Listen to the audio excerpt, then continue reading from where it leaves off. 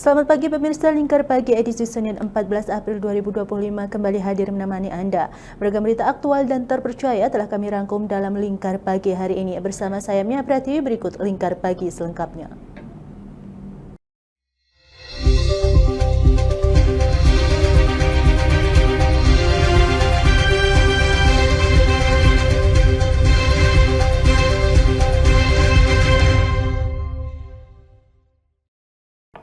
Mengawali berita pertama pemirsa, warga 4 desa di Kecamatan Weleri, Kendal melakukan aksi penolakan usaha stockpile dengan memasang sejumlah spanduk di berbagai titik, termasuk di depan usaha stockpile.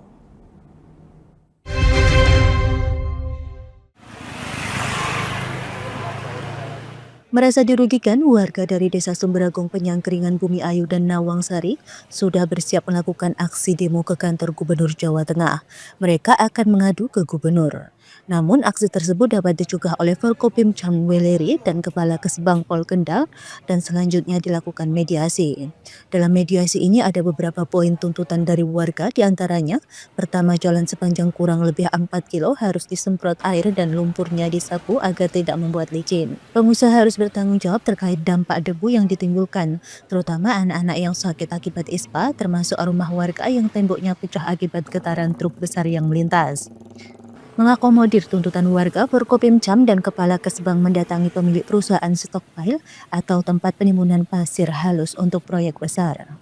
Pengusaha siap untuk melakukan pembersihan jalan, namun setelah disampaikan pada warga, mereka minta perusahaan tersebut ditutup selamanya. Terima kasih. Jadi kegiatan kami Kesbang Pol hari ini bahwa kami mendapat info langsung dari Ketua Perwakilan Mas Wahyudi bersama jajarannya bahwa akan ada aksi demo pemasangan spanduk terkait dengan stockpile. Akhirnya kami langsung datang ke lokasi. Ternyata di lokasi sudah ada jajaran Forkopimcam bersama Babin Kaptimas Intel Kodim. Kami di sana, masyarakat 4 desa sudah ada hadir dan kami melakukan diskusi. Memang tadi benar apa yang disampaikan Pak Wahyudi bahwa masyarakat menginginkan stockpile-nya ditutup. Ya, maka dari itu kami saat ini lagi bersama Forkopimcam mendatangi 6 perusahaan yang ada di wilayah Kecamatan Weleri. Jadi kami menanyakan satu perizinan. Apa perizinan itu sudah legal, memenuhi kajian-kajian yang memang sudah diregulasikan oleh amanat undang-undang, apakah wilayah yang dibuat stockpile itu kuning, ataukah ada lahan yang alih fungsi hijau ke kuning, ya itu kan juga tidak boleh. Maka itu kami bersama Forkopimcam hadir untuk memastikan perusahaan terkait itu mempunyai izin atau tidak. Satu itu. Yang kedua, tentunya akan ada tim yang mewakili pemerintah untuk mengkaji ulang dan mengevaluasi menurut saya. Jadi kenapa izin itu bisa hadir di sini? Terus semakin lama ke sini kok semakin volumenya besar, dan semakin lama ke sini kok akhirnya dampak masyarakatnya semakin tinggi. Nah, itu harus ada evaluasi. Nah, untuk itu kami berharap ada tim dari pemerintah. Ya, nanti mungkin Ibu Bupati yang memimpin rapat atau Pak Wakil Bupati terkait tim tersebut. Sementara beberapa warga mengaku anaknya mengalami sakit pernafasan akibat debu di jalan dari aktivitas dam truk besar bermuatan pasir. Tercatat ada 4 anak yang terkena ispa dan dirawat di rumah sakit. Salah satu warga, Sulastri, menuturkan akibat dam truk yang lewat, debunya masuk ke rumah sampai dalam kamar. Foto nih bapak itu. Oh, jadinya itu. Dia lari nih kulon itu pencemaran udara panas kali DP. Oh, sudah berapa lama Bu? Nih niku ke baru kemarin bulan apa itu? Oh, Januari. oh Januari kemarin. 1 minggu di rumah sakit. Ini masuk rumah sakit. Ini kan malam.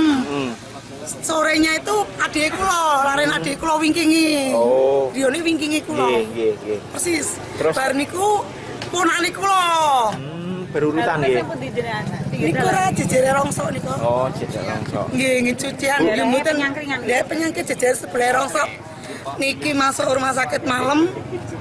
Sorene ponakane tak griyane wingi kula persis. Iya. Bu, harapan warga sendiri seperti apa sih? Ya jalannya ini nggak perlu kayak gini, normal kayak biasa nih gitu Iya, loh Pak. karena dengan adanya Jam-jam stopel jam itu ya. Turun lagi niku napa? Jubine niku ki mboten rupa nggih. Oh, karena debu banyak debu. Nggih. Tekan nggih spray-spray niku teng jero niku ki tasik. Oh. Dibubakan kula memeni temburi omah ki. Pun garing tak kebutke niku debune nempel. Ya gara niku kan gatel apa ngeten. Hal yang sama juga diungkapkan Gogi Sutrio, warga Bumi Ayu Weleri. Rumahnya retak di tembok, bahkan plafonnya pada jatuh akibat getaran keras akibat truk besar yang lewat. Dan kondisi ini sudah berjalan bertahun-tahun. Karena getaran mobil dump truck datang, getarannya terlalu kuat Jadi bengkak kayak gini, ternet kena getaran jatuh ke bawah, nggak kuat nahan getaran. Jadi masyarakat sendiri tidak nyaman ya dengan adanya Sangat stopel tidak ini? nyaman karena debu, ada yang kena penyakit pernafasan, masih ada yang di rumah sakit, flek paru-paru. Ini sudah berapa lama berjalan ini? Kalau berjalan dulu sih sini udah lama ditutup. Habis itu ada pengurukan di Semarang ini, jadi pada gila-gilaan lagi. Ya. Nek, harapan warga seperti apa, Pak? Harapan warga yang penting tutup bisa menghirup udara segar lagi kayak tadinya. Kalau ada kerusakan seperti ini dari pengusaha, ada bantuan nggak? Respon aja nggak ada Oh, nggak ada. Barangkali bantuan, respon aja nggak ada. Kompensasi nggak ada, respon nggak ada. Dari kelurahan nggak ada. Masyarakat juga sudah mengadu ke Udah kelurahan juga mengadu ya? tapi nggak ada respon sama sekali. Harapannya gimana, Pak? Ditutup atau Harapan gimana? ditutup total biar masyarakat bisa jalan pagi lagi, menghirup udara segar bukan menghirup udara debu. Ya. Koordinator Aksi 4 Desa Darmaji mengatakan warga sudah kesal sehingga melakukan ini karena merasa tidak diperhatikan. Awalnya mereka minta pengusaha membersihkan debu di jalan dan menyiram jalan agar tidak berdebu. Namun akhirnya meminta agar perusahaan stockpile ditutup saja. Sudah ada keputusan barengi dengan difasilitasi oleh Pak Febi sebagai Kesbangpol. Keputusan masyarakat desa ya tetap stopel untuk ditutup selama-lamanya. Nggak ada negosiasi lagi, pokoknya harus. Tadi sudah dilihat sendiri dari perwakilan RT itu tidak ada negosiasi sama sekali. Ya inilah sebuah keputusan. Ya terima kasih kepada Kesbangpol dari Kepolisian dan dari TNI yang telah memfasilitasi semuanya. Kalau seandainya karena perizinan lengkap dan lain-lain dan itu memenuhi syarat, bagaimana? Nah itulah terima risiko oleh masyarakat. Berarti masyarakat sudah berani terima risiko nih. Itulah. Jadi saya juga ya berusaha untuk menyelamatkan rakyat juga sih sebenarnya. Tapi masyarakat sendiri sudah menyatakan seperti itu karena suara terbanyak seperti itu, ya udah. Itulah. Terus rencana akan melakukan aksi demo seperti tadi yang direncanakan itu? Ya mungkin kalau tidak sesuai dengan apa yang diharapkan ya mungkin akan terjadi demo juga. Tapi mungkin kalau umpamanya surat-suratnya komplit dan apa ya nanti mungkin masyarakat akan berebut lagi. Salah satu pemilik stockpile, Eko Mujiono Wiono, mengatakan bahwa dirinya mendirikan perusahaan sudah ada izin termasuk izin lingkungan, bahkan permintaan warga menambal jalan sudah dilakukan. Apabila minta disiram nanti akan dilaksanakan penyiraman jalan. Keinginan masyarakat buat perbaikan jalan dan semuanya sudah saya laksanakan, Pak. Perbaikan jalan bahkan dari Alfamart sampai Jalan Sukoharjo itu saya tanggung sendiri karena janji mereka yang mau ikut kan tidak dilaksanakan. Nah kok ini kemarin saya mulai kerja lagi, ada demo-demo lagi lah, saya mohon untuk kebijaksanaan dari Pemda terutama lewat Pak Kesbangpol. Untuk Pak Febi tadi ya, untuk bisa membantu. Saya merasa saya sudah ngurus izin lengkap, semuanya sudah saya laksanakan. Keluhan warga juga sudah saya jalani ya Pak ya, sudah saya penuhi semua. Jadi kalau ada masalah-masalah, terima kasih terutama untuk Pak Camat, Pak Kapolsek, Pak Agus, Pak Danramil, Pak Haji juga semua saya usahakan untuk penyiraman dan itu sebisa mungkin karena jalannya kan belum di aspal penuh. Kalau dibersihkan sampai bersih kan tidak mungkin, kecuali dari Pemda, dan harapan saya Pemda bisa segera memperbaiki, dijadikan jalan yang seperti di jalan-jalan raya itu jadi lebih kuat. Dari Kendal, Jawa Tengah, Wahyudi Lingkar TV melaporkan. Beralih ke berita selanjutnya, pemirsa, Komisi Pemberantasan Korupsi KPK menduga ada aliran dana yang diberikan Joko Chandra kepada buron kasus suap proses pergantian antar waktu anggota DPR periode 2019-2024 Harun Masiku. Dugaan tersebut disampaikan Direktur Penyidikan KPK Asep Guntur Sakti di Jakarta. Komisi Pemberantasan Korupsi KPK menduga adanya aliran dana yang diberikan Joko Chandra kepada buron kasus suap proses pergantian antar waktu anggota DPR RI periode 2019-2024 Harun Masiku. Dugaan tersebut disampaikan Direktur Penyidikan KPK Asep Guntur Rahayu di Gedung Merah Putih Jakarta Jumat petang 11 April. Asep mengatakan KPK telah melakukan profiling terhadap Harun Masiku yang diduga tidak mempunyai kemampuan ekonomi yang memadai untuk memberi suap. Di sisi lain, Asep menyebut pertemuan Harun Masiku dan Joko Chandra di Malaysia terjadi sebelum peristiwa suap terhadap Wahyu Setiawan saat menjabat sebagai komisioner KPU. Dugaan kami ada pertemuanlah di Kuala Lumpur beberapa saat sebelum terjadinya peristiwa suap antara saudara JC dengan HM. Nah, kami menduga bahwa ada di sana perpindahan sejumlah uang yang nanti uang ini akan digunakan untuk suap. Ini yang sedang kita perdalam. Asep menambahkan hingga kini sumber dana suap yang dilakukan oleh Harun Masiku baru terkuak sebesar 400 juta rupiah yang berasal dari Sekjen PDI Perjuangan Hasto Kristianto. Asep pun menduga terdapat 800 juta hingga 1 miliar rupiah aliran dana yang diberikan Joko Chandra kepada Harun Masiku. Pemirsa, Menteri Kesehatan Budi Gunadi Sadikin akan mewajibkan uji kesehatan mental bagi peserta program pendidikan dokter spesialis PPDS. Uji kesehatan mental ini menjadi respon Kemenkes atas kasus pemerkosaan yang dilakukan oleh seorang dokter PPDS di Rumah Sakit Hasan Sadikin, Badung. Menteri Kesehatan Budi Gunadi Sadikin akan mewajibkan uji kesehatan mental bagi peserta program pendidikan dokter spesialis atau PPDS. Usulan ini diungkapkan oleh Menkes sebagai tanggapan atas kasus pemerkosaan yang dilakukan oleh seorang dokter mahasiswa PPDS terhadap penunggu pasien di Rumah Sakit Hasan Sadikin, Bandung.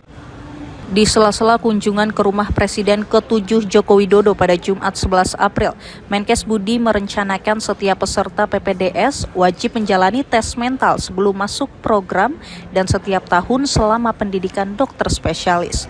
Langkah ini menjadi upaya deteksi bagi mahasiswa PPDS yang mengalami gangguan mental.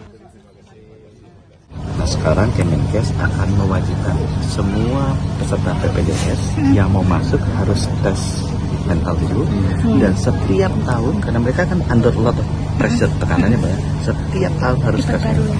Sehingga dengan begitu kita bisa melihat kalau ada yang anxiety, apa cemas, ada depresi, itu bisa ketahuan lebih. Menkes Budi mengaku menyesalkan terjadinya tindakan pemerkosaan oleh dokter PPDS tersebut. Kemenkes melakukan pembekuan selama 1 bulan untuk program spesialis anestesi di Universitas Pajajaran dan di Rumah Sakit Hasan Sadikin, Bandung untuk keperluan evaluasi. Menteri Budi juga memastikan pencabutan surat tanda registrasi dan surat izin praktik STR dan SIP milik pelaku yang diharapkan dapat menimbulkan efek jera kepada seluruh tenaga kesehatan. Pemirsa, Presiden ke-7 Joko Widodo buka suara soal gugatan SMK yang ditujukan pada pihaknya. Gugatan tersebut dilayangkan oleh seorang warga Solo bernama Aufa Lukmana melalui Pengadilan Negeri Surakarta. Jokowi meminta kasus tersebut ditanyakan juga ke kuasa hukum yang ia tunjuk. Seorang warga Solo menggugat Presiden ke-7 Joko Widodo karena merasa dibohongi dengan produksi mobil SMK. Jokowi mengatakan siap melayani gugatan Wan Prestasi tersebut dan menegaskan bahwa masalah perkembangan dan penjualan SMK merupakan ranah swasta. Hal itu diungkapkan Jokowi di rumah kediamannya di Solo pada Jumat 11 April. Disinggung mengenai kemungkinan hadir dalam sidang gugatan perdata di Pengadilan Negeri Solo, Jokowi menuturkan akan berkonsultasi terlebih dahulu dengan kuasa hukum yang ditunjuknya. Oh, nanti ditanyakan juga ke pengacara, karena sudah kita serahkan semuanya ke pengacara. Artinya ini kan juga kasus lama ya Pak ya? Bukan kasus lama, bukan kasus sebetulnya. Ya tapi tetap harus dilayani. Ini negara hukum, semuanya sama di mata hukum. Ya, ada gugatannya dilayani. Sebelumnya, seorang warga Solo bernama Aufa Lukmana mengajukan gugatan karena kesulitan membeli mobil SMK. Dasar gugatan tersebut adalah penilaiannya terhadap Jokowi yang gagal memenuhi janji SMK sebagai mobil nasional yang diproduksi massal. Gugatan resmi telah dilayangkan ke Pengadilan Negeri Surakarta secara online pada 8 April lalu. Selain Joko Widodo, Aufa juga mengajukan gugatan kepada mantan Wapres Ma'ruf Amin dan PT Solo Manufaktur Kreasi. Sehingga pada hari ini itu melakukan gugatan perdata kepada Pengadilan Negeri Surakarta. Nah, tuntutannya adalah menyatakan para tergugat itu tidak dapat memenuhi janjinya dalam hal memproduksi mobil SMK secara massal, itu sehingga dikategorikan sebagai perbuatan wan prestasi atau cedera janji. Tanggal suratnya sendiri 7 April 2025 dan selaku penggugat di sini tertulis Aufa Lukmana REA dan selaku tergugat satunya Insinyur Haji Joko Widodo, tergugat 2 Kiai Haji Ma'ruf Amin, dan tergugat 3 PT Solo Manufaktur Kreasi. Kemudian oleh Majelis Hakim sudah dibuat penetapan hari sidang pertama, yaitu telah ditetapkan Kamis 24 April 2025. Kegagalan SMK sebagai mobil nasional dinilai Aufa sebagai tindakan wan prestasi. Ia menuntut para tergugat membayar kerugian sebesar 300 juta rupiah atau setara dengan 2 unit mobil SMK Bima Pickup. Kami akan kembali usai jeda berikut ini, tetaplah bersama kami.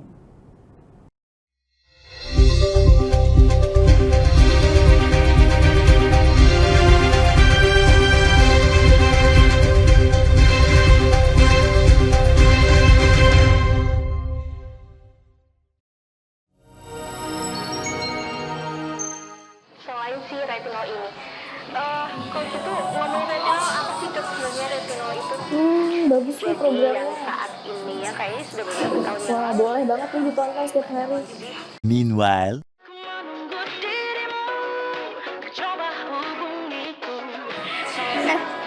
Kamu lagi nonton apa sih dari tadi kok apem-apem mulu?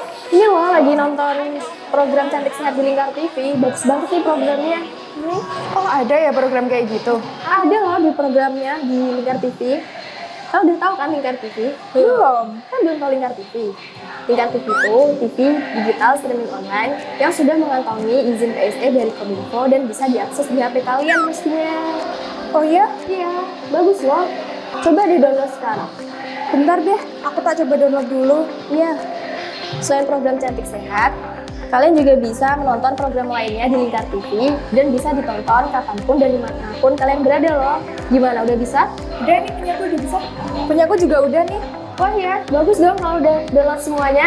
Tunggu apa lagi? Sekarang giliran kamu download aplikasi Lingkar TV di Play Store.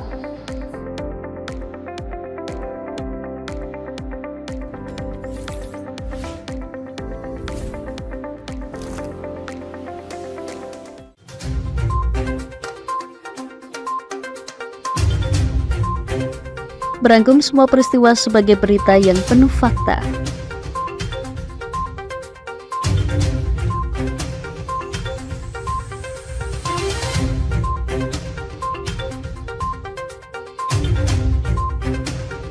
Saksikan Jateng hari ini setiap Senin hingga Sabtu hanya di Lingkar TV.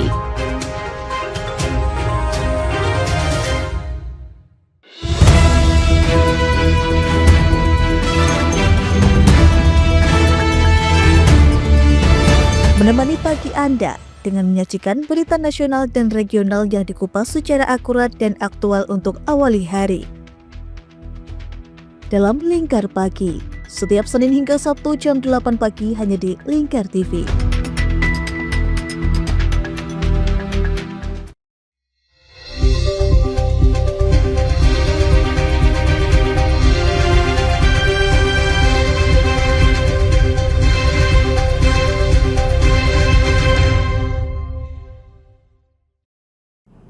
Terima kasih pemirsa, Anda masih bersama kami. Pemirsa, Menteri Komunikasi dan Digital Mutia Hafid mengatakan Kemenkondigi akan mengeluarkan pembaruan terhadap Pemerkominfo nomor 5 tahun 2021. Paling lambat 2 pekan ke depan regulasi tersebut mengatur pembatasan registrasi kartu SIM sehingga satu nomor NIK hanya dapat memiliki maksimal 3 nomor ponsel per operator seluler.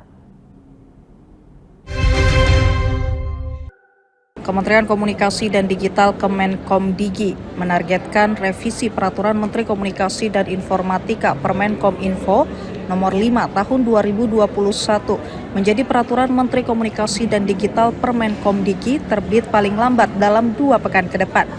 Menkomdigi Mutia Hafid dalam acara sosialisasi Peraturan Menteri tentang eSIM dan pemutakhiran data di Kompleks Gelora Bung Karno, Jakarta, Jumat 11 April mengatakan, revisi permen ini guna memastikan satu NIK hanya bisa menggunakan 3 nomor per operator seluler. Mutia menambahkan Kemenkomdigi kerap mendapatkan aduan penyalahgunaan NIK, bahkan ditemukan 100 nomor ponsel yang menggunakan satu NIK yang sama. Pembatasan penggunaan nomor ponsel berdasarkan NIK ini pun penting dilakukan untuk mencegah pencurian dan penggunaan data yang tidak sah yang rawan terhadap aksi penipuan dan kejahatan. Meminta pada dasarnya pemutakhiran data oleh operator seluler untuk bisa memastikan bahwa untuk satu NIK sesuai dengan semangat dari Permenkominfo sebelumnya dibatasi satu NIK itu 3 nomor per operator. Saya rasa cukup ya, berarti satu NIK itu bisa 9 nomor, itu juga udah cukup banyak. Tapi ini kita ingin paling tidak kita benahi dulu dari yang sekarang angkanya itu melonjak tajam dan ketidakjelasan mengenai pendataan.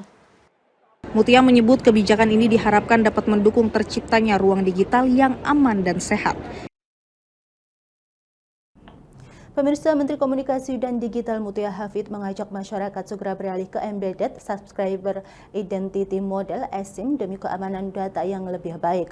Menurutnya, penggunaan eSIM merupakan sebuah keniscayaan sehingga diharapkan tidak ada lagi penggunaan kartu SIM fisik di masa depan.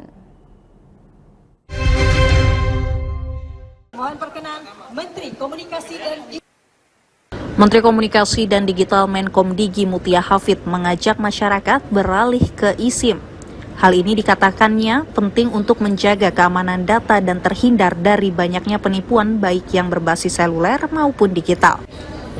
Dalam acara sosialisasi Peraturan Menteri tentang eSIM dan pemutakhiran data di Kompleks Gelora Bung Karno, Jakarta, Jumat 11 April, Mutia mengatakan saat ini baru 5% dari 350 juta pengguna telepon seluler sudah beralih ke eSIM.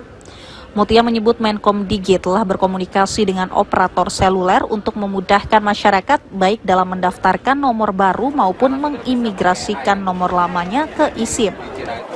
Insentif yang kita harapkan bisa dirasakan oleh masyarakat ketika beralih ke eSIM sekali lagi, ini adalah untuk pengamanan data yang lebih baik, security yang lebih baik untuk melawan scam, untuk melawan phishing, kemudian juga ketika registrasi dengan biometrik ini juga bisa menghindari nik-nik yang saat ini banyak digunakan atau banyak laporan bahwa digunakan oleh orang lain. Jadi sebetulnya ini untuk kebaikan masyarakat juga. Mutia tak memungkiri belum semua telepon seluler memiliki teknologi yang memadai untuk mendukung eSIM. Untuk itu pemerintah tidak menetapkan batas waktu khusus untuk migrasi ke eSIM. Namun menurutnya penggunaan eSIM merupakan sebuah keniscayaan, sehingga ke depan diharapkan tidak ada lagi penggunaan kartu SIM secara fisik. Pemirsa, pemerintah Kota Bogor menindaklanjuti permintaan Presiden untuk menghapus seluruh reklame di jalur tamu negara menuju Istana Bogor, Jawa Barat secara bertahap hingga akhir Desember tahun 2025 ini. Pembongkaran ini dilakukan untuk menjaga estetika kota serta memastikan jalur utama tamu negara bebas dari papan iklan yang semrawut dan tidak sedap dipandang.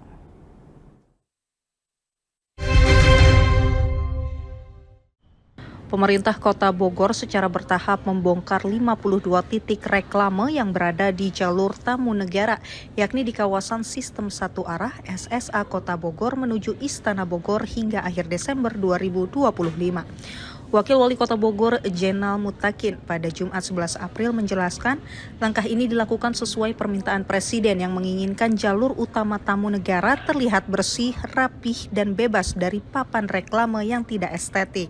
Kata Jenal, pemerintah juga sedang menyusun peraturan wali kota per wali tentang moratorium atau penghentian sementara izin reklame baru. Melalui peraturan ini, pengusaha reklame tetap diberi kesempatan untuk relokasi di luar jalur tamu negara. Selain penertiban, kemudian juga pengawasan terhadap loss potensi, juga atensi dari Pak Presiden bahwa jalur tamu negara harus clear dari papan reklame, iklan visual atau billboard yang dianggap kumuh dan tidak estetik. Jenal menegaskan jika pemilik reklame tidak membongkar sendiri papan iklannya setelah masa izin habis, pemerintah Kota Bogor akan membongkar dan menyita barang tersebut untuk dilelang. Pemerintah Kota Bogor memastikan bahwa proses ini terus dilaporkan kepada Sekretariat Negara sebagai bentuk komitmen menjalankan arahan Presiden.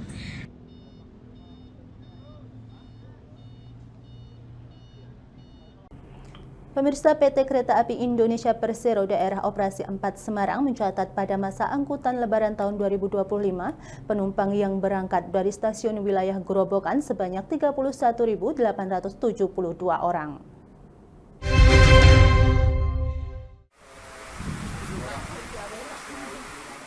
Adapun yang datang dari berbagai wilayah untuk turun di stasiun Grobogan mencapai 36.301 penumpang. Manajer Humas KAI Daob 4 Semarang, Franoto Wibowo menyampaikan, puncak arus kedatangan terjadi pada Rabu tanggal 2 April 2025 atau H+1. Sementara puncak keberangkatan tercatat pada Kamis 3 April 2025 H+2. Pranoto mengatakan dari sisi ketepatan waktu, performa KAI Daob 4 Semarang membanggakan. Dengan on-time performance OTP, keberangkatan mencapai 99,34% dan OTP kedatangan mencapai 96,40%. Di sisi lain, selama periode tersebut, KAI Daob 4 Semarang melayani sebanyak 1.094.918 penumpang atau rata-rata 49.769 penumpang per hari. Baik, jadi selama masa angkutan Lebaran dari tanggal 21 Maret sampai dengan 11 April atau selama 22 hari untuk wilayah Kabupaten Grobogan itu penumpang yang berangkat dari stasiun-stasiun di wilayah Grobogan itu sebanyak 31.800. Sedangkan untuk kedatangan dari berbagai kota ke wilayah Kabupaten Grobogan melalui transportasi kereta api itu ada 36.000. Jadi total ada 68.000. Ini masih ada selisih, di mana yang datang itu masih lebih banyak, sekitar 5.000. Mungkin mereka juga nanti kepulangannya akan menggunakan transportasi kereta api juga. Nanti masih ada penumpang-penumpang yang akan balik mungkin ya sampai hari Minggu. Dan secara daob bahwa kita KAI Daup Semarang melayani selama 22 hari ini sekitar 1.097.000 lebih. Itu terdiri dari keberangkatan penumpang dari sosial di wilayah Daup Semarang ke berbagai kota di Pulau Jawa sebanyak 537.000 sekian, dan kedatangan juga lebih banyak ya, tercatat sekitar 558.000. Jadi ada selisih sekitar 25.000 yang belum balik menggunakan transportasi kereta api dari stasiun di wilayah Daup Semarang ke berbagai kota. Pranoto menambahkan jika dibandingkan dengan masa angkutan Lebaran 2024 terjadi kenaikan sebesar 4%, di mana pada tahun lalu tercatat melayani 1.046.435 penumpang. Dari Kabupaten Grobogan, Ahmad Abror, Lingkar TV melaporkan. Kami akan kembali usai jeda berikut ini, tetaplah bersama kami.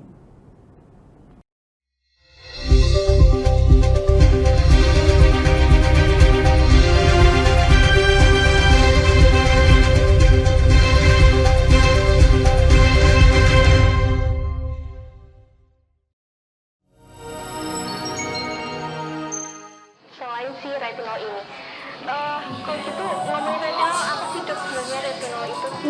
Bagus nih programnya. Yang saat ini ya kayaknya sudah beberapa tahun yang Wah, boleh banget nih ditonton setiap hari. Meanwhile,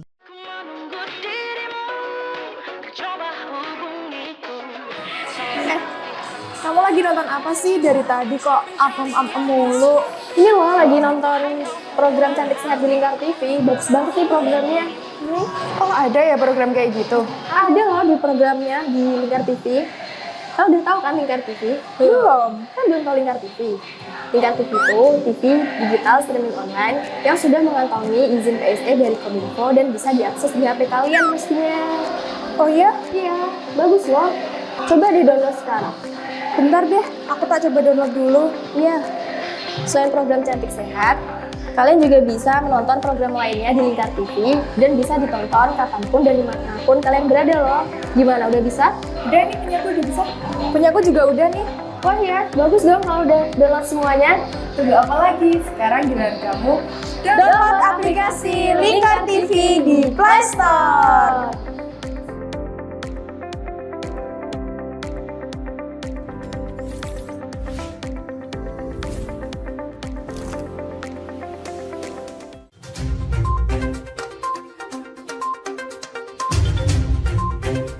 Berangkum semua peristiwa sebagai berita yang penuh fakta.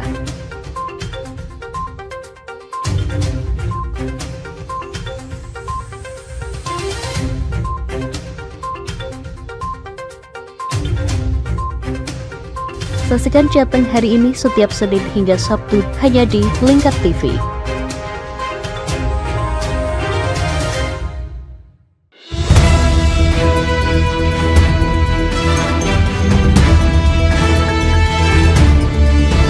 Menemani pagi Anda dengan menyajikan berita nasional dan regional yang dikupas secara akurat dan aktual untuk awali hari. Dalam Lingkar Pagi, setiap Senin hingga Sabtu jam 8 pagi hanya di Lingkar TV.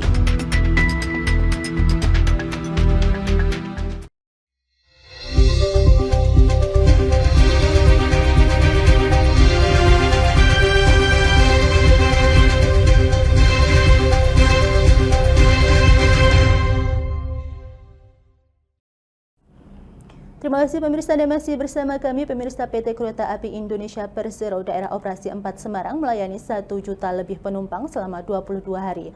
Diberlakukan periode angkutan Lebaran 2025, yakni mulai 21 Maret hingga 11 April. Pihak Daup 4 Semarang menyebut puncak kepadatan pemudik di wilayah Daup 4 hampir tidak ada, karena jumlah penumpang hampir merata setiap harinya. Selama periode angkutan Lebaran 2025 yang dimulai sejak 21 Maret hingga 11 April, PT Kereta Api Indonesia Daerah Operasi 4 Semarang mencatat telah melayani sebanyak 1.095.000 lebih penumpang. baik penumpang naik maupun turun melalui sejumlah stasiun di wilayah Daop 4 Semarang. Manajer Humas PT KAI Daop 4 Semarang, Franoto Wibowo, di Kota Semarang pada Jumat 11 April, menyatakan dari jumlah tersebut, sebanyak 558.000 penumpang merupakan pemudik yang datang atau tiba di wilayah Daop 4. Sementara 536.000 penumpang merupakan pemudik yang naik menggunakan kereta api meninggalkan wilayah Daop 4 Semarang. Franoto Wibowo menyebut puncak kepadatan penumpang kereta di wilayah Daop 4 hampir tidak ada karena jumlah penumpang hampir merata setiap harinya, yakni sekitar 30.000 penumpang per hari. Menurut Franoto, stasiun Tawang Semarang menjadi stasiun dengan volume penumpang tertinggi selama periode angkutan Lebaran, diikuti stasiun Poncol Semarang, stasiun Tegal, stasiun Pekalongan, dan stasiun Pemalang. Jadi ini fenomena yang baru bahwa di masa angkutan Lebaran ini angka tertinggi atau puncak itu hampir tidak ada ya. Jadi dari mulai tanggal 28 Maret sampai kemarin tanggal 7 April itu rata-rata untuk kedatangan atau mudik dari berbagai kota di Pulau Jawa ke stasiun di wilayah Daop 4 Semarang itu cukup merata jumlahnya. Itu di rata-rata sekitar 30.000 penumpang lebih. Sementara itu untuk periode arus milir atau kembali ke hilir, pihak PT KAI Daop 4 Semarang mencatat puncak kepadatan penumpang terjadi pada 1 dan 2 hari setelah Lebaran atau tanggal 2 dan 3 April. Di mana pada hari-hari tersebut tercatat ada sekitar 33.000 penumpang naik dan turun di sejumlah stasiun di wilayah Daop 4 Semarang. Pemirsa, Menteri Kesehatan Menkes Budi Gunadi Sadikin menyampaikan hampir 2 juta orang sudah memanfaatkan program cek kesehatan gratis CKG yang diselenggarakan oleh pemerintah sejak Februari lalu. Sejauh ini sudah mulai terlihat penyakit-penyakit yang banyak diderita oleh masyarakat Indonesia, diantaranya masalah gigi, kadar gula, darah tinggi, dan tekanan darah tinggi. Menteri Kesehatan Menkes Budi Gunadi Sadikin menyampaikan hampir 2 juta orang telah memanfaatkan program cek kesehatan gratis atau CKG yang diselenggarakan oleh pemerintah sejak Februari lalu. Menkes di sela kunjungannya ke kediaman Presiden ke-7 RI Joko Widodo di Solo pada Jumat 11 April mengatakan, sejauh ini mulai terlihat penyakit-penyakit yang banyak diderita oleh masyarakat. Di antaranya kadar gula darah yang tinggi dan tekanan darah tinggi. Namun ternyata penyakit nomor 1 adalah masalah gigi. Menurut Menkes, 2 penyakit yaitu kadar gula darah tinggi dan tekanan darah tinggi jika tidak tertangani dalam waktu 5 hingga 6 tahun bisa menjadi stroke dan jantung. Itu sebabnya kenapa kematian kita stroke sampai jantung. Evaluasinya berarti akan ada dokter gigi itu atau gimana? Nah, saya lagi ngomong nanti sama dokter gigi ini rupanya sekolahnya mahal, masuknya susah. Nah, kita lagi melobi supaya bisa lebih banyak lagi, kalau enggak mendidik tukang giginya supaya bisa ditingkatkan skillnya. Program cek kesehatan gratis yang tengah berjalan sejak awal Februari tercatat telah dimanfaatkan oleh hampir 2 juta warga dengan angka partisipasi harian mencapai sekitar 110.000 orang.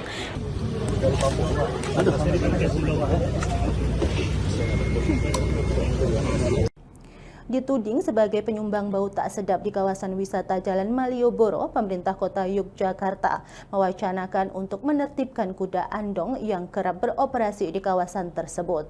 Andong Malioboro nantinya tidak diperkenankan parkir sembarangan sehingga tidak membuang kotoran di sembarang lokasi.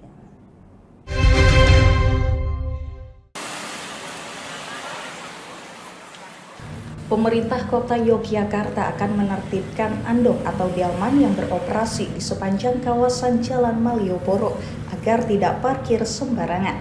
Penertiban ini merupakan tindak lanjut dari keluhan wisatawan yang mencium bau pesing dari urin kuda saat berkunjung ke Malioboro di libur Lebaran kemarin. Setelah diselidiki, kuda andong tersebut kencing di sekitar jalan dan langsung jatuh di lokasi tanpa ditampung terlebih dahulu. Selama ini, kuda andong di Malioboro dilengkapi wadah penampung kotoran, namun tidak dengan penampung urin. Wali Kota Yogyakarta Hasto Wardoyo saat ditemui di kantor Gubernur DIY Jumat 11 April menyebut pihaknya telah menyediakan parkir khusus andong di kawasan Malioboro. Namun masih banyak andong yang parkir tidak pada tempatnya sehingga kuda mereka bisa saja buang air di lokasi yang tak seharusnya. Andong ini kan parkirnya sering belum tentu di tempat-tempat yang sudah pada cekungan-cekungan itu. Nah kalau nanti parkirnya itu tertib di cekungan-cekungan itu, kita mengkondisikannya di cekungan-cekungan itu kan lebih mudah gitu loh. Makanya tadi ya sedikit disinggung tentang itu ya, langkah pertama itu ayolah kita tertib, parkir itu ada pada tempatnya. Nah setelah itu kita nanti mengkondisikan kebersihannya di situ. Tapi menjadi beban pikiran saya, memang saya harus mikirkan pampers kuda itu. Jadi memang itu unik juga, tapi harus dipikirkan. Sebelumnya Wali Kota Yogyakarta Hasto Wardoyo sempat mewacanakan menampung air kencing kuda dengan menggunakan semacam pampers khusus untuk kuda, dan ide ini masih dalam tahap pembahasan. Pemirsa, warga desa Tambak Agung, Kecamatan Kaliori, Kabupaten Rembang mengeluhkan kualitas air dari perusahaan daerah air minum PDAM setempat. Sudah lebih dari 1 minggu, warga mengalami masalah serius di mana air yang keluar dari PDAM terlihat keruh.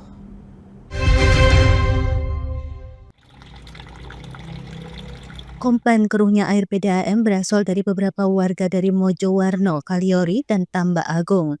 Bahkan salah satu warga beberapa hari lalu menemukan hewan kecil dalam aliran air tersebut.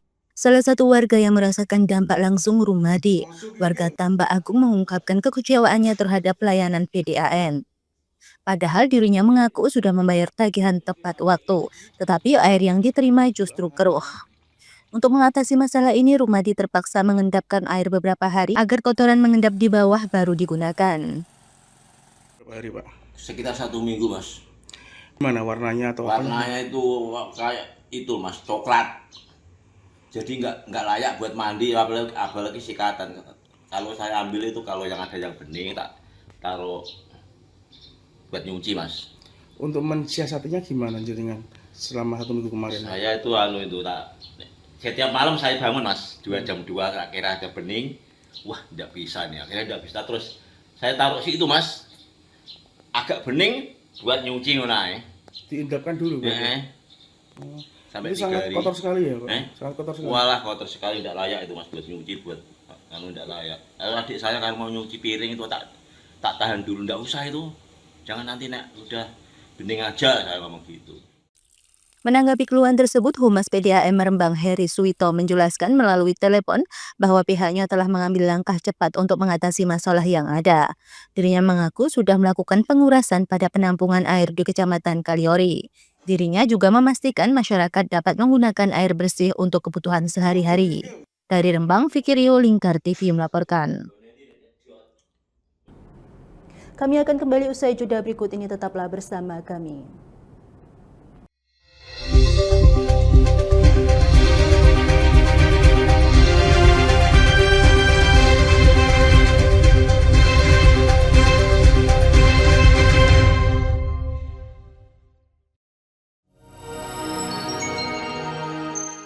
Selain si retinol ini, kalau gitu ngomongin retinol, apa sih dok sebenarnya retinol itu? Bagus nih programnya. Yang saat ini ya kayaknya sudah beberapa tahun yang Wah, boleh banget nih ditonton setiap hari. Meanwhile,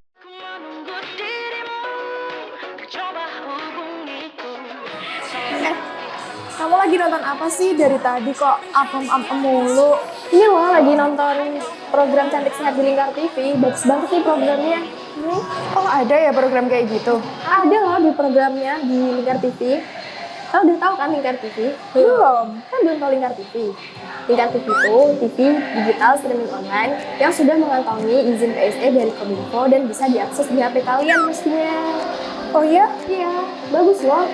Coba di-download sekarang. Bentar deh, aku tak coba download dulu. Iya.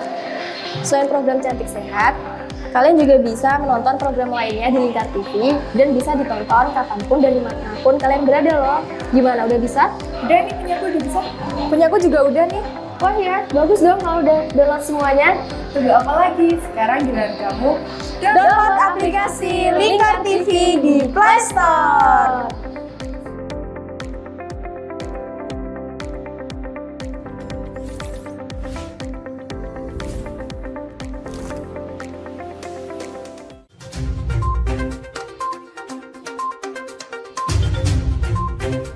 merangkum semua peristiwa sebagai berita yang penuh fakta.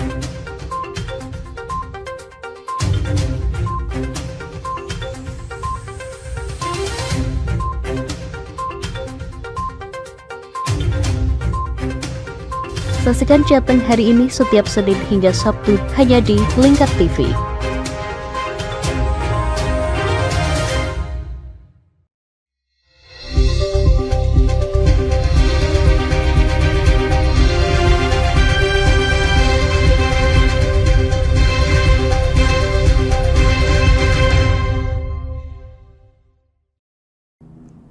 Terima kasih pemirsa, Anda masih bersama kami. Pemirsa, 3 ruas selasar atau gang di kawasan Pecinan Bogor, Jalan Surya Kencana akan ditata dengan menghadirkan mural bertema akulturasi budaya. Penataan ini bertujuan mempercantik lingkungan sekaligus mendukung pelaku UMKM agar berjualan di tempat yang lebih tertib dan layak.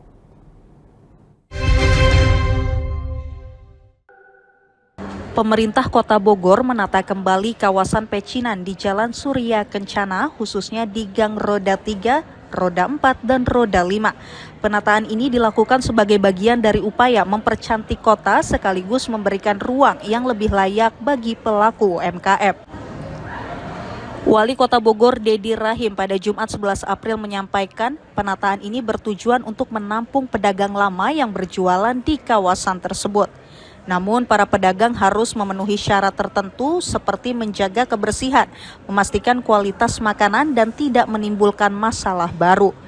Dedi menambahkan konsep penataan kawasan ini mengusung mural bertema akulturasi budaya yang memadukan unsur budaya lokal Sunda dengan budaya Tionghoa terintegrasi dengan kawasan pecinan di Kota Bogor.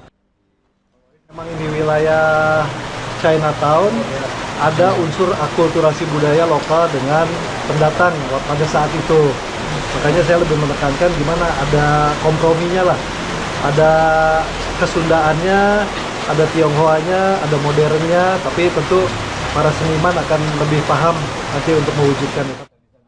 Pemerintah Kota Bogor telah menyediakan fasilitas berupa tempat berjualan yang lebih rapi, suasana yang nyaman, dan penggunaan seragam untuk penataan kawasan pecinan ini.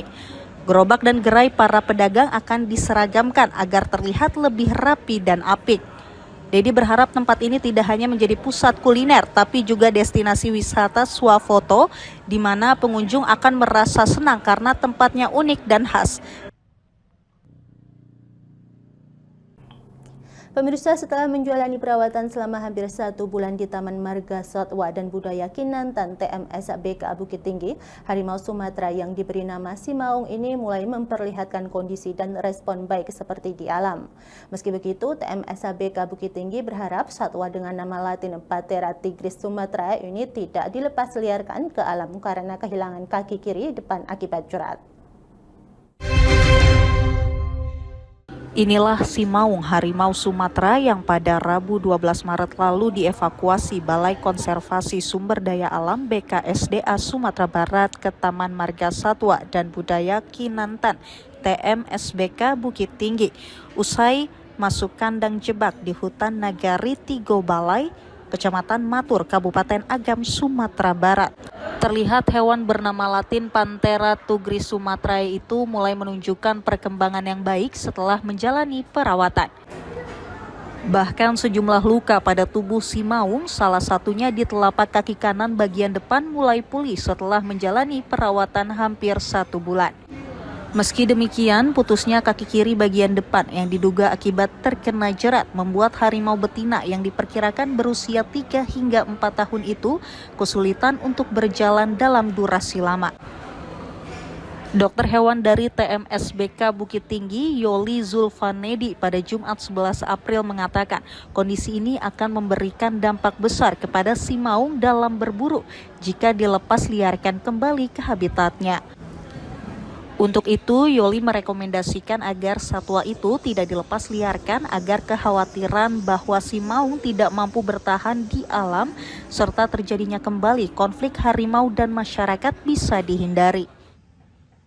Pandangan kami mungkin itu sebaiknya tidak untuk dirilis karena udah cacat, nanti dia akan seleksi alam juga daripada mati kemudian apa segala macam. Nah, kita mungkin bisa menjaga dia untuk tetap ada, itu ya salah satunya adalah tetap berada di kebun binatang. Jadi untuk teman-teman ketahui bahwasanya kebun binatang ini tidak hanya untuk sebagai dipertontonkan, tapi kebun binatang juga adalah sebagai sarana konservasi, di mana kita juga melindungi satwa-satwa endemik kita dari kepunahan.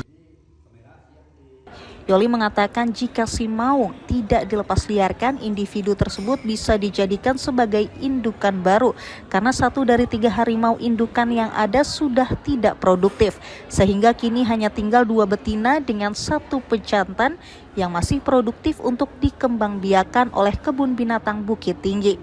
Sementara itu, Kepala BKSDA Sumbar, Lugi Hartanto mengatakan akan mempertimbangkan saran dari TMSBK Bukit Tinggi untuk tidak melepas liarkan si maung ke alam. Tentu itu menjadi pertimbangan utama kita lah ya. Kalau kita rilis pun mesti akan kayak gitu ya. Setahun ini kami akan disibukkan oleh konflik terus. Nah kalau menyerang manusia kan karena paling mudah kan ternak dan sebagainya. Alhamdulillah tidak sampai ke manusia ya. Tentu ini menjadi pertimbangan utama kita ya. Terkait kondisi si maung yang cacat akibat jerat, Lugi menyebut BKSDA telah melakukan sosialisasi kepada masyarakat untuk tidak memasang jerat.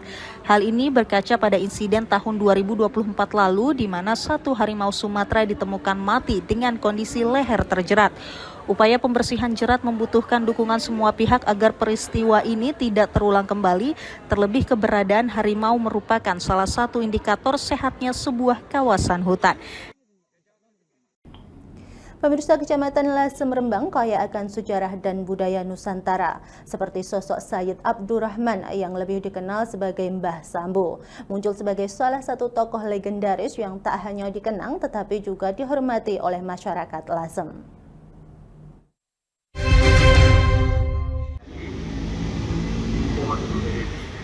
Inilah pesarian atau makam dari ulama legenda Lasem Mbah Sambu yang juga merupakan cucu dari Joko Tingkir, di mana makam Mbah Sambu berada di pusat kota Lasem di area Masjid Jami' Lasem. Sebagai seorang ulama terkemuka, Mbah Sambu memiliki peran penting dalam penyebaran ajaran Islam di wilayah Lasem, serta meletakkan dasar bagi keberadaan Masjid Jami' Lasem, tempat ibadah yang menjadi kebanggaan dan masyarakat setempat. Abdullah Hamid, seorang sejarawan di Lasem, membenarkan bahwa Mbah Sambu adalah salah satu ulama karismatik yang juga pendiri Masjid Jami' bersama Mbah Srimpet atau Adipati Tejokusumo.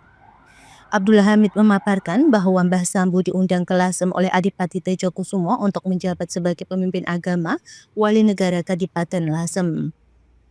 Kehadirannya di kota ini bukan hanya untuk menyebarkan ajaran agama Islam, tetapi juga untuk membangun fondasi yang kokoh bagi kehidupan beragama masyarakat Lasem. Di masjid yang didirikan olehnya, banyak generasi telah belajar dan beribadah, menjadikannya pusat kegiatan keagamaan dan sosial.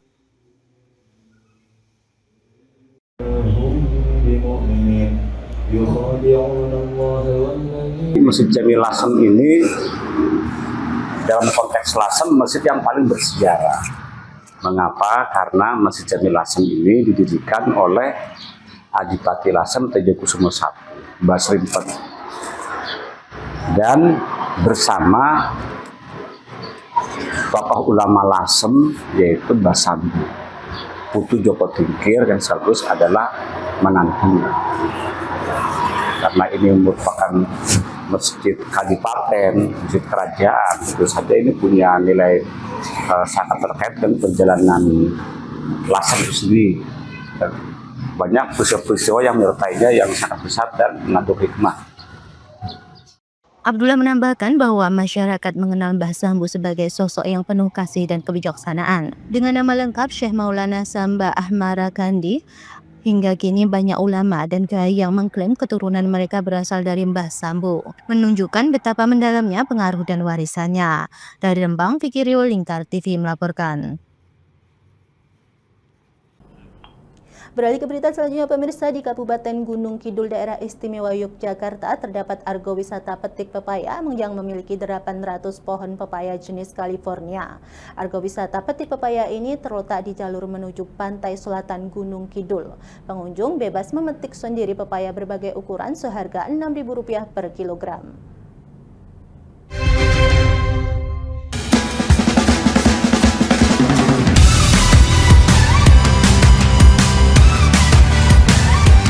Kabupaten Gunung Kidul, Daerah Istimewa Yogyakarta, memiliki banyak destinasi wisata yang terus berkembang.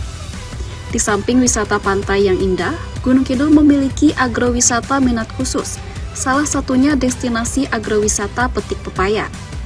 Agrowisata yang dikembangkan oleh Karang Taruna, Kelurahan Siraman ini, berada di jalur wisata menuju kawasan pantai selatan Gunung Kidul. Mempunyai lebih kurang 800 pohon pepaya jenis California, pengunjung bebas memetik sendiri dengan pilihan pepaya berbagai ukuran.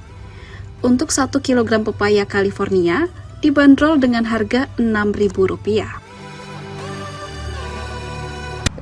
Destinasi wisata di Gunung Kidul kan banyak, tapi dari menghindari kemacetan, saya memilih memetik pepaya di sini karena bisa metik sendiri, nanti nimbang sendiri, nanti tinggal bayar.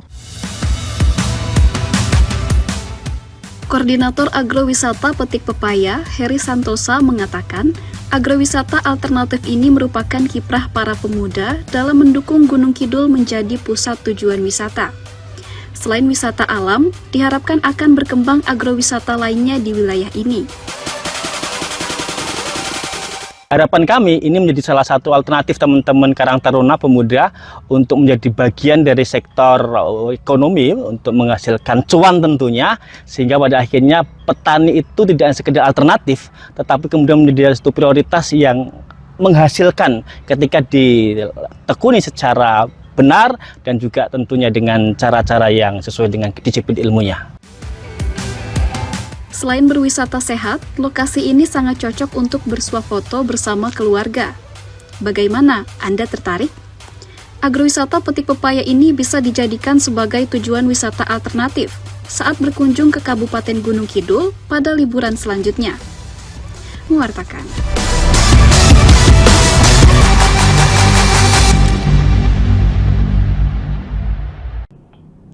Pemirsa, Lingkar Pagi berakhir sampai di sini. Jangan lupa saksikan Lingkar Siang pada pukul 13 waktu Indonesia Barat. Saya Mia Pratiwi, mewakili kerabat kerja yang bertugas, pamit undur diri. Selamat pagi dan selamat beraktivitas.